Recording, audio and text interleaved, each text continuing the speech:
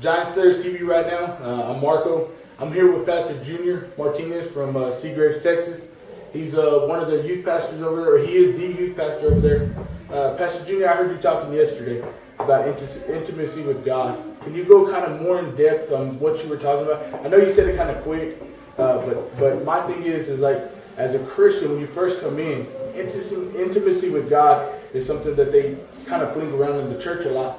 What exactly do you mean like that? If I'm a new Christian, how would you tell me intimacy with God would incorporate my Christian walk? Intimacy is basically having a relationship with someone in a private atmosphere. I'm all for coming to church. I'm all for enjoying the public forum of church. Altar calls, praise and worship. That's great. But a lot of times we use the church aspect to replace that private atmosphere in which we need to be with God. Mm-hmm. And so when we talk about that private atmosphere, it talks about just having time with God daily and spending time with Him and allowing ourselves to be intimate with God, because that's where relationships are built. Yeah. Relationships aren't built on one-night stands. Relationships are built daily, every day. My wife and I have been married for going on 15 years now. Congratulations. And yeah, we're excited. We've been going on 15 years now. But our relationship wasn't built overnight. Exactly. It's built day in and day out. And there are times where we haven't agreed. There are times where things haven't gone well. But you know what? Because we know how to be intimate with each other. When I say be intimate, a lot of people always refer to intimacy just sexually. Exactly. It's not that. It's about being able to sit down and have a conversation and talk. Our generation that we are in right now has lost the skill of being intimate. In other words, we don't know how to sit down and conversate anymore. We're so used to 40 character tweets and short blurbs that we've forgotten how to sit down and have a conversation. And so we have to have intimacy with God in that private atmosphere daily, every day, where we can spend time with Him alone. And I think that's important. I think it's important to have that every day in our relationship with God. Yes, sir. And one of my things that I noticed about you, as far as your kids that you bring, I see that you have intimacy not only with your wife and your family, but you have intimacy with your kids also. That's one thing that I'm like, man, why do they serve you? Man, why do they follow you everywhere? And it's because you guys have such a good, relationship with them. They'll do whatever and anything. If right now, I know if you were to drop your paper or something, who would be the first one to grab it? Yeah. One of your kids, right? And that's all I'm saying is, with God, let's say I'm a struggling Christian right now. I know there's people out there right now probably watching. Let's say there's a struggling Christian out there right now, and they backslid. Most of the people think, oh, I've already messed up, I might as well quit. What is something that you would tell those people that are struggling right now? Like, press forward. I mean, how would you go about it? Because us, we've been in that predicament. Yeah. I've been serving God for only 4 years. I know you've probably been serving God probably way longer than I have. But we've all struggled with, we're already messed up here. We've already let God down. I might as well just keep on. Here's the thing about intimacy. The thing about intimacy is that intimacy allows there to be forgiveness. Yeah. When we're not intimate, when we don't have that sense of intimacy, then it's more difficult for us to forgive people. Yeah. That's why we become so easily offended with people that we have casual relationships with, because we don't know each other well enough to be able to say, well, you know what, I have to forgive them because we are close, because we do have a relationship.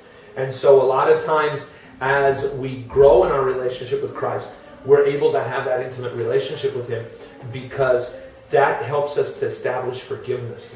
And I think that's the biggest thing. Yes, the Bible says, for all sin and fall short of the glory of God.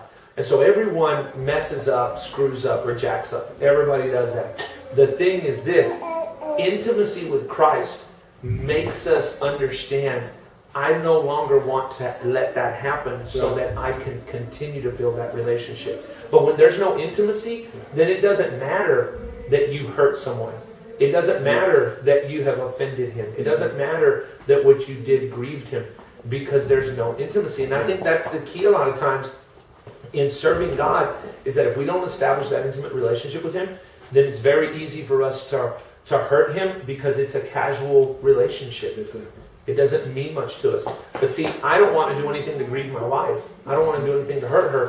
Why? Because we have an intimate relationship. And so and there are times that I do, but because we are intimate, now she forgives me, or I forgive her, and we're able to keep moving forward. And it's not something that's done in spite or to hurt, but it's done. And I think a lot of times in our Christian walk, whether you're new or whether you've served Him for a long time, and you find yourself, I think intimacy builds forgiveness. And if there's not intimacy, then it's difficult for us to forgive. And it's difficult for us not to have that. So if there are people out there struggling with sins and with issues in your life, understand that intimacy with God is what's going to help you to have forgiveness, number one. And then number two, intimacy with God is what's going to help you so that you can learn from that, so that you don't hurt the one that you're intimate with again. Yeah. And overall, I think Change 2014 here at GSYM has been way past everybody's expectations. From the media team has been phenomenal. Everybody who's behind the scenes has been phenomenal. What is something that has stuck out to you since you and your family and some of the people from your church have came? What is something that for you has really stuck out with GSYM? Because I know you guys have been coming for the past couple of years. What is something this year that you know for a fact has really stuck out to you and been different? I've had the privilege of being part of these youth conferences since Pastor David started it the first time. The very first one that he had, I was here for that very first one. Matter of fact, I had the privilege of speaking. And I have seen it grow. I've seen it explode. I've seen this youth ministry be blessed by God. And I've seen God do some tremendous things in it. And I think the thing that blows me away year in and year out is the way this ministry comes together to be able to provide such a great conference. You have awesome speakers that come in, not just in our night sessions, in our services, but also during the day, the different sessions that you have offer. I mean, right now there's a tremendous guy speaking, Pastor Parker, he's up there doing it. Later on, we're going to hear Pastor Carey, and then there's some other pastors that are going to be here tomorrow. And just imparting word, I just love the way this youth ministry comes together to create such an awesome event. Do it totally for free, just so that young people will be impacted by the power of God. I think that's tremendous. It's not about making a profit. It's not about making a dollar, but it's just about reaching kids for Christ and imparting into their lives and giving them the help that they need to be able to grow and be mature Christians. I think that's the thing that impacts me the most. That's why I support this conference. That's why we come to it every year. That's why we bring young people. That's why we invest our spring break to come and do this, because I do believe in what Pastor David is doing and all of his leaders, and of course Pastor Steve as the senior pastor. I think it's just tremendous the way that it comes together, and so that's the thing I enjoy the most. Plus I get to hang out with some cool guys, man, with Pastor David, Pastor Carey sitting in here right now. I enjoy hanging out with these guys and being able to see them. They make me feel good. It really strengthens me and energizes me, and so I enjoy it. I encourage anybody to bring your youth down to youth conference every spring break. It's tremendous. A lot of people think that during spring break they waste a lot of time doing church events. We have a lot of people on Facebook and saying that they're scared to come, they don't want to invest time. But I just want to say, first and foremost, we're glad to have you personally and your family here, and you guys know more than welcome to come every year. We'd love to hear from you guys next year again. Hopefully you guys make it an objective to come every year like you have. We have at the beginning of the year when I sit down and talk with our youth leaders about events that we're going to go to. This is one of the events that we set in our calendar, and it's there, and we're here for it. And time is what builds relationships. If you don't invest time in anything, you'll never get results. Okay? If you don't invest time, you will never get results. And so a lot of people want to have a relationship with God and not invest any time into it. No, you have to invest time. And so, it is spring break. We could be doing a million other things, but how much better is it to invest this time in building our relationship with God, so that we can grow stronger and grow better. And then here's the awesome thing about it is that for the time you invest, God always rewards you for it, and He gives you it. So we enjoy it. We're glad to be able to be a part of it. So. Pastor Junior, the other day, this is our last thing. Pastor Junior, this other day I was reading a Facebook post, and it said, if you could tell your old self, before you knew Christ, if you could tell your old self 2 words, what would it be? Mine was be wise. That was mine. 2 words. Now, somebody out there, what would, like an old you, somebody that's walking the same footsteps as you, before we close out, what's 2 words? That's a good question right now. 2 words that you would tell that young person right now, their walk with Christ. Wow, that's a good question, man. And I would say that if there was an old me walking around out there,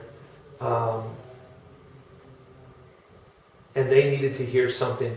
I'm thinking back right now to my life, and probably the words that I needed to hear the most at one point in time was forgive and purpose. Wow. That's good. God has a purpose for you. God has a plan for you. But you have to be willing to forgive everyone that hurt you. You have to be willing to forgive everyone that you feel has damaged you, because the purpose God has for you is greater than the hurt that you carry. Yes, sir. And so let that be your mantra, is that, people are always going to hurt you. Just forgive them, and don't let that hurt be greater than the purpose that God has for your life. Pastor Junior, I appreciate you for your time. We're glad to have you. Hey man, thank you guys for having us. We're excited to be here. We're out.